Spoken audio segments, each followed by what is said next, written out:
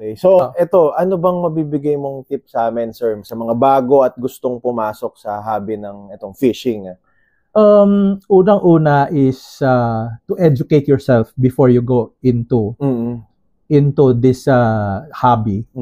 Second, you always ask why. Go further with what is being recommended to you. Go further in questioning bakit ito, bakit yan. Because that way, ma-enrich mo yung sarili mo eh. Mas matututo ka.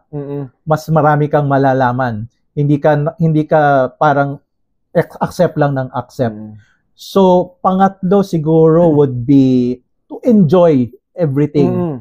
Yan ang mahalaga. Yeah. Try to stay away from yung medyo stressful kasi yung you compete with others. Try to compete with yourself. Try as much as possible not to compete with others, but more of yourself. Okay. Kung ano yung meron ka, higitan mo, better yon. Ayun. Tapos, eto, saan ba kayo pwedeng kontakin? Bukod dito sa pagpupunta, kasi bawa ako, malayo ako. Pwede ba kayong magpadala online? Saan ko ba kayo pwedeng kontakin? Yeah. Meron kami sa Facebook.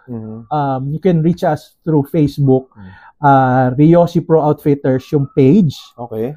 Now, from there, pwede kayong mag-order. You just message us for any inquiries. Let's say you saw something sa page namin. Just inquire it from us. We'll give you everything from the total amount, the shipping fee and everything. Yun, pwede doon. Then we also have Shopee. Okay. So, Shopee page namin, Ryoshi Pro Outfitters. Pagka alam na yung bibilin, Shopee. Yeah, and doon kasi mas identified lahat. So, you can pick it yourself. The only drawback with Shopee is meron kasi silang limit sa length.